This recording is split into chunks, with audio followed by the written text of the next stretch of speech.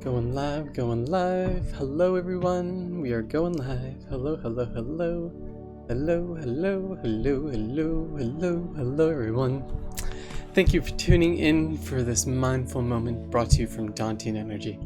We meet 3 times a day, 9 o'clock, 12:30, and 7:30, having a moment of mindfulness in this particularly chaotic times.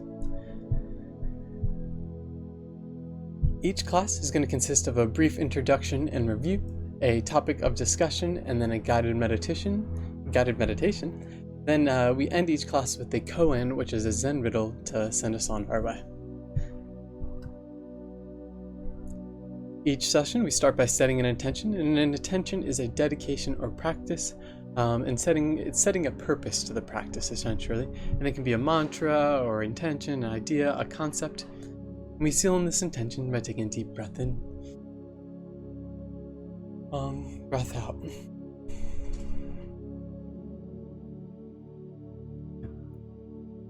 And next, I also like to begin each class with this valuable reminder: the real meditation is how you live your life. I think that's a very valuable reminder on and off the mat. Lovely. And now to review our koan from yesterday, the well-known koan Joshu's Mu. A monk asked Joshu, "Has the dog a Buddha nature?" Joshu answered, "Mu." So, from a Buddhist perspective, all sentient creatures, especially a dog or an animal of like a happy temperament, would be said to have the Buddha nature. I mean, really all sentient creatures. So for Joshu, a Zen master, to answer Mu, which translates to no or nothing, it's kind of a jarring response and not what would be expected from a teacher and pupil relationship. So another version of this is, how does a dog have the Buddha nature?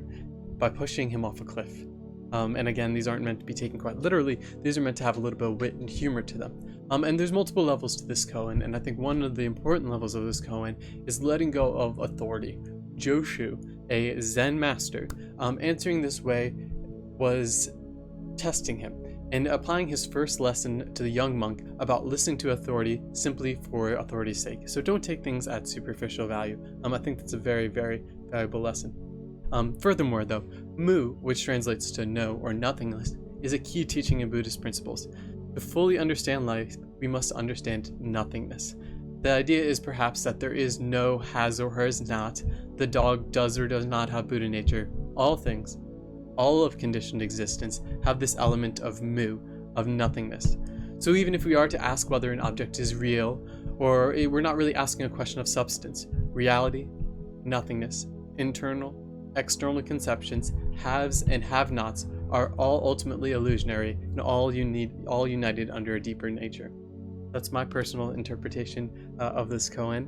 I would love to hear your interpretations or anything you may have derived from them as well. And now I'd like to discuss our working definition of mindfulness. Mindfulness is a combination of awareness, equanimity, and concentration. Awareness is the recognition of existence. Equanimity is the unconditional acceptance of what is now. And concentration is the intention to keep in the mind's attention the cultivation of awareness and equanimity. Lovely. So for today's class, thank you everyone for tuning in. I see a bunch of viewers, I really appreciate it. Today's session, we're going to be talking about shaking and dancing. So this is active meditation. This is interpretive movement. I derived most of the information from this book right here, The Transformation: Discovering Wholeness and Trauma and Healing After Trauma by James S. Gordon. Phenomenal book. Great roadmap for dealing with pain and processing trauma and stress and all that kind of stuff. So yeah, let's get right into it. Movement and its effects. So a movement in a textbook definition is a change in place or position. I like that nice broad definition. Now all this research is taken from that book I previously referenced, but it melts our frozen bodies. It releases emotions. It raises our energy. This is all things that movement does. It lifts troubles of the mind. It can increase neurotransmitters, particularly serotonin, dopamine, and endorphins. It creates new neurons in the hippocampus, as well as contributing towards a decrease in anxiety. It increases towards greater resilience, better mood, relief and protection against depression, improved sleep, memory, and a greater capacity for focus. So these are all things that movement has been found to contribute towards, and in a scholarly setting, through research base. We see in order to move. We move in order to see. William Gibson, who's an American-Canadian speculative writer and widely credited with pioneering the science fiction subgenre known as cyberpunk. So movement versus exercise. I just want to quickly make that delineation. Exercise is controlled and goal-oriented. As someone who loves exercise, I think having goals is one of the key points of exercise, and does kind of make it necessarily different from, we'll say, what we're talking about in this front, which is just movement, which may be controlled at first, but expressive meditation becomes spontaneous and liberating. It's not meant to be controlled. So I think it's just valuable to kind of highlight that briefly. Consciousness is only possible through change. Change is only possible through movement. Aldous Huxley, English writer and philosopher, writer of Brave New World. So what is shaking? Well, first, stress and trauma actually stores in our body. A really good indicator of this might be weakness, stiffness, or inability to act or feel. So shaking is the first things we do. The first things a lot of animals do when they're shaking free from a predator, or they get out of the water, or all that kind of stuff. They're shaking free the fear paralysis. We have the fight, flight, freeze response. This is kind of a response to the freeze response. It's also a form of expressive meditation, and one of the oldest ones on our planet. Our ancestors danced, whirled, jumped when something happened. It was one of the easiest and most effective ways to communicate, whether something good, something bad, whatever it was, we shook it up. It's highly likely to have similar effects to walking and walking, jogging, and yoga. So though the research hasn't been done exactly whether the therapeutic effects of shaking, it's likely to have very similar ones to walking, jogging, and yoga. Tibetan monks do it, Sufis in Persia, in Turkey they do their whirling dance. In modern therapeutic techniques, Gestalt and bioenergetics, those are two modern therapeutic techniques. They involve shaking, beating, rocking, all that kind of stuff. And then another way to also view it is archaic techniques of ecstasy. So just that raw expression of joy in any way, shape, or form can be seen as a form of shaking. I move, therefore I am. Harakumi Murakami, a very prolific Japanese author. I love his take on that. It's the kind of I think, therefore I am. I move, therefore I am. Love it. And last but not least, dance. Everyone can dance. I know sometimes you hear that people can't dance or they think that they can't dance, but to me, and I encourage us all to adopt this perspective, it's like a face or a fingerprint. It's something unique to you. There's no denying it. It can express buried feelings. And Nobel Prize winner Iya Pagone, she has made a statement that tension-breaking expressive meditations like shaking and dancing perturb disturbances in the physical and chemical systems, bringing about creative change. Often a new, more highly integrated order. So this is to say, like, even in a scientific and physical, chemical, in the systems of our body and the systems of molecules around us, what they have found that shaking and expressing perturbs, or I like to think of it as like disturbs, a particular system. And when we do disturb this system, when we shake up the system, oftentimes when it comes back together, it comes back in a new, more highly integrated order. So a little bit of the value of shaking it out and dancing it out. Dance when you're broken open. Dance if you've torn the bandage off. Dance in the middle of fighting. Dance in your blood. Dance when you're perfectly free. Is Rumi, 3rd century Persian poet, scholar, theologian, united a whole region just kind of under the essence of compassion. So great. So now we'll be getting into our guided practice for today, and it's going to consist of 3 phases. The first phase is going to be shaking, second phase is stillness, and then the third phase, dancing. So for shaking, it's a pretty simple thing. You kind of start at your bottom, start at your feet, and you shake, just kind of shake however feels natural to you, and you just allow that shake to kind of travel up your body. Shake out your knees, your hips, your torso, chest, arms, legs, neck, and I'm gonna kind of prompt you as it, but when we're shaking, it's a full body thing, okay? And when you shake, I encourage you to do so with your eyes closed, because I think that really kind of brings you into the meditation and the essence of it all. So that being said, no more further ado, let's get into shaking. So I've got a little bit of a soundtrack to make the shaking perhaps a little bit more enjoyable. Good. And just close your eyes. Shake it out. Starting at the bottom. Slowly making your way up. Just trying to be as loose as possible. Shaking it out. There's no wrong ways to shake. No right ways to shake. You can't shake better than your neighbor can't shake better than you. Just really letting it all go. Trying to get the movement in the joints and the muscles and the ligaments from your feet, legs, hips, torso. Just let the shoulders go. Really shake it out. Shake it. Let go of any tension in the jaw. Shake out the face. Being careful here, but still shaking it out.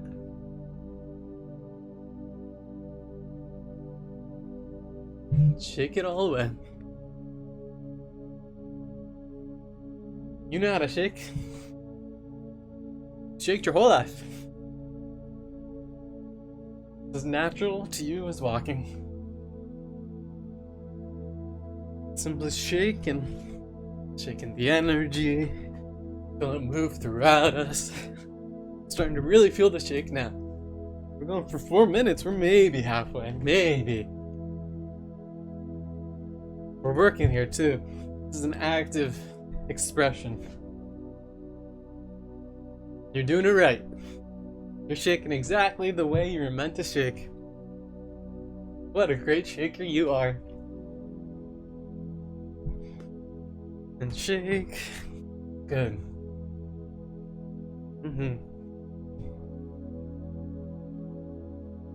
Oh yeah. Now it's starting to feel like a workout, right? I thought you said this was an exercise.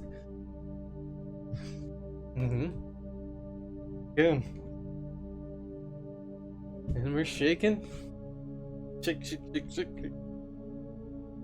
No way to, wrong way to shake. I see you there. You're thinking about shaking. You stop shaking. Keep shaking. We're shaking all the way.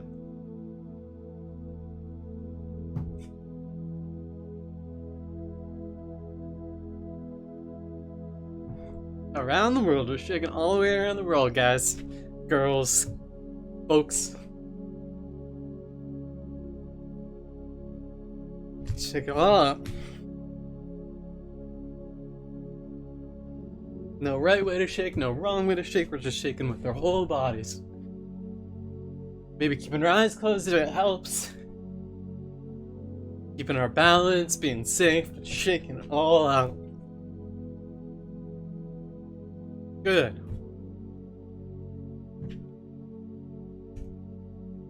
Perfect. Just another minute of shaking. Don't stop. Shake like you've never shaken before. Good.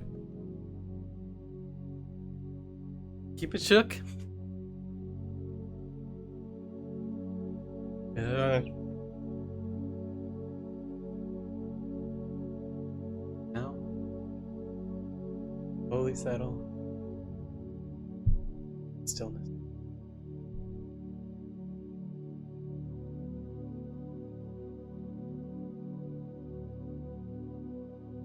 Just noticing what stillness feels like, you know. Tuning in to any sensations in the body.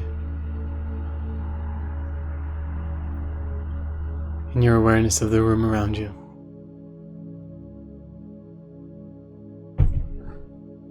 Really tuning into however you may feel.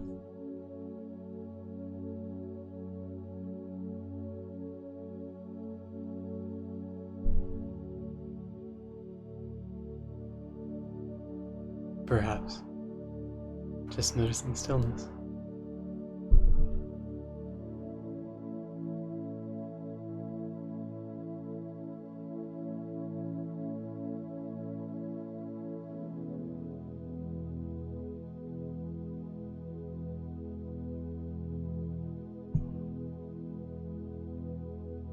Lovely.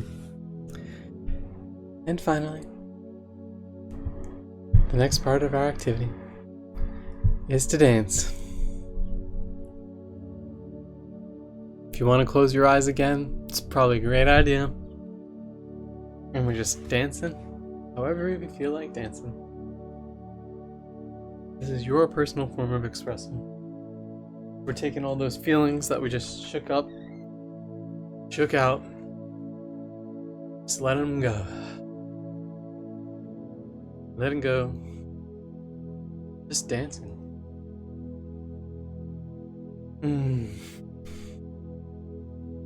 Enjoying the time and the space that we have.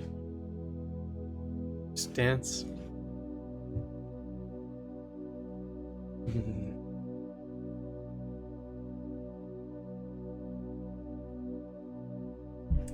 Everybody can dance.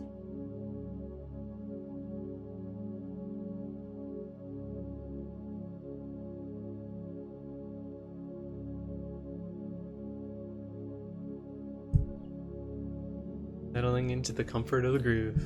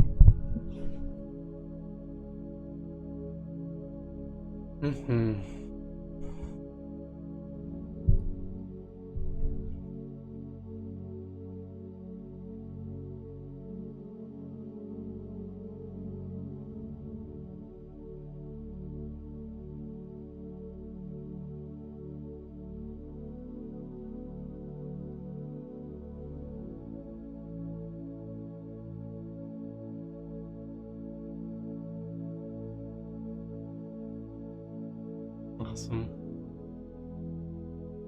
Good. And I hope you enjoyed that little dance and form of personal expression as much as I did. It's a great practice you can return to at any point. Just really trying to shake it out, really get into the depths, warm yourself up, come into a moment of stillness, and then just dance it all the way.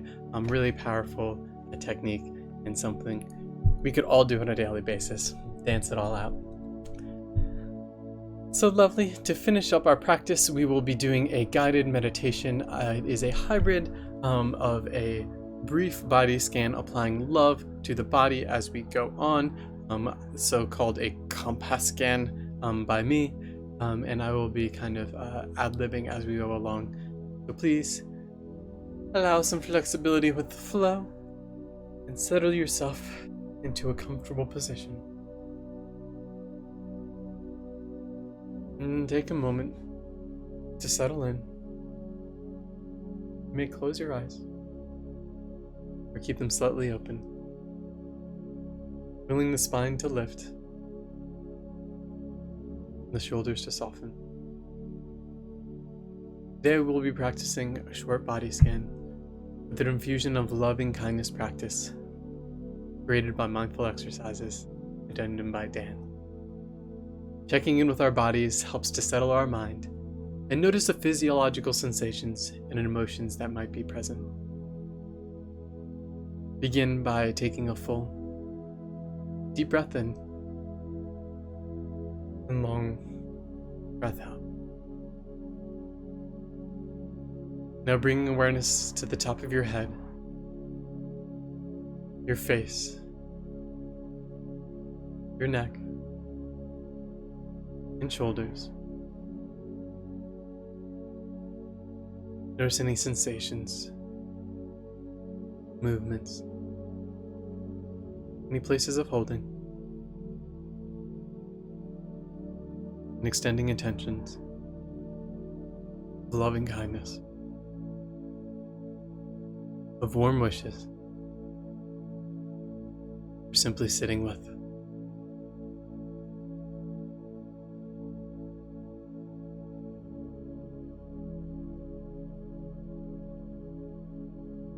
Good.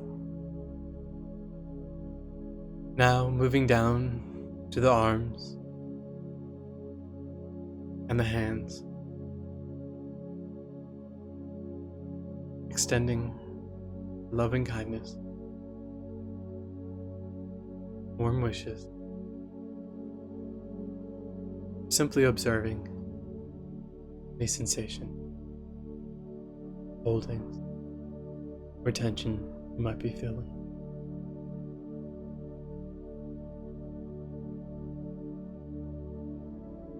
Now tuning in and sensing the back of the body, the front of the body, sensing yourself seated, feeling the contact of the body with the chair or the cushion.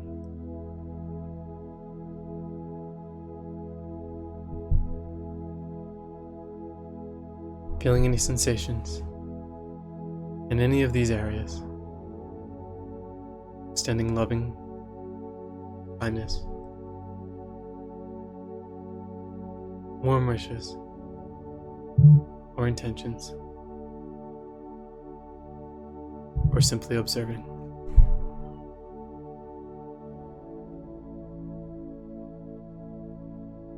Now sensing your upper legs, your lower legs, your feet,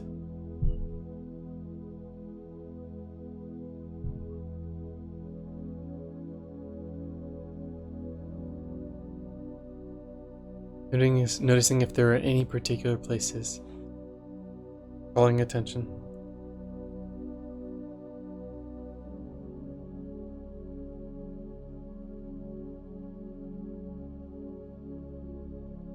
Places where the sensations feel most vibrant or dynamic.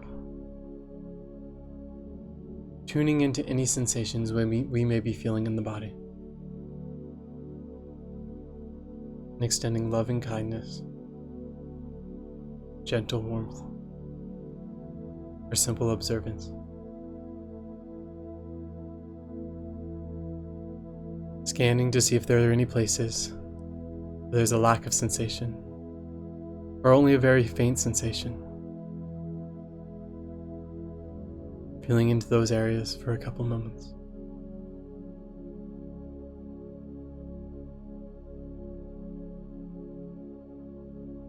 Now sensing the whole body breathing. One complete organism. From our head to our feet. Beautiful, expressive, amazing organisms we are. Extend love and kindness and gentleness for simple observance.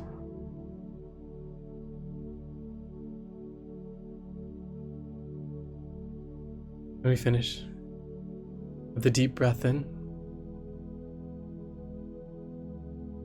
and long, deep breath out.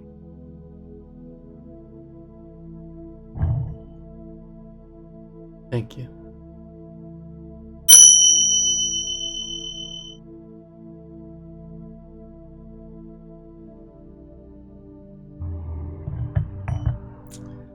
Lovely. Thank you all for tuning in. I appreciate you taking the moment to join me for this compassionately oriented body scan. I highly encourage you, if you just tuned in, to maybe check out some of the activities from earlier as well. We did shaking, then we did some stillness, and we did a little bit of dancing.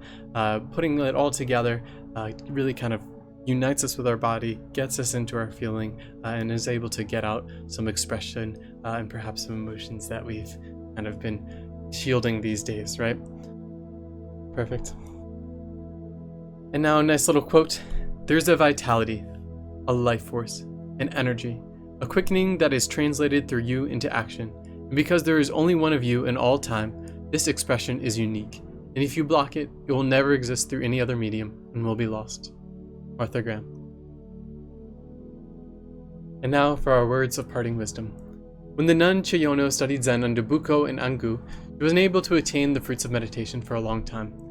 At last, one moonlit night, she was carrying her water in an old pail, bound with bamboo. The bamboo broke and the bottom fell out of the pail, and at that moment, Chiyono was set free. In commemoration, she wrote the poem.